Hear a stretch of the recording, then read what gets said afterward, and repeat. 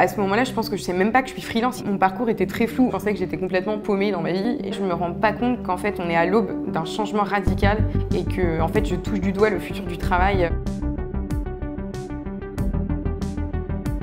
Je suis tout le temps fourrée dans les tiers-lieux de Bordeaux, dont un qui s'appelle donc l'Anti-Café. On s'est vu à l'inauguration, elle arrivait avec un ciré jaune, donc bretonne vraiment.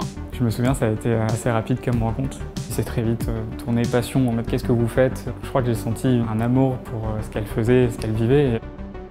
Ça a matché tout de suite. On s'est revus quelques jours plus tard. Elle m'a très vite parlé de Cosme, elle m'a parlé d'une idée de se rassembler, un collectif de freelance. J'ai tout de suite accroché. On est fin 2017, on se revoit à plusieurs reprises avec Chloé et Romain. Tout est allé très vite. En quelques semaines, il y a ce mini-collectif qui est né. Le groupe de départ, on était 5-6. C'est des passionnés qui se regroupent ensemble pour être plus forts. Le fait d'être ensemble, c'est des projets d'une autre ampleur. Des projets que j'aurais peut-être pas eu l'ambition de prendre toute seule. On fait la communication à 360. On va faire aussi bien de la stratégie, de communication, web marketing. On fait beaucoup de sites web, que de la création de contenu visuel et éditorial, du motion design, du graphisme, la rédaction web, du social media management. C'est la possibilité d'avoir tous les avantages du freelance sans les inconvénients. Les équipes de freelance sont créées sur mesure en fonction des besoins du client. L'enjeu, c'est d'avoir un interlocuteur unique pour que le client n'ait pas à appeler 10 personnes différentes à chaque fois. Les clients sont ravis, il y a vraiment une relation de confiance.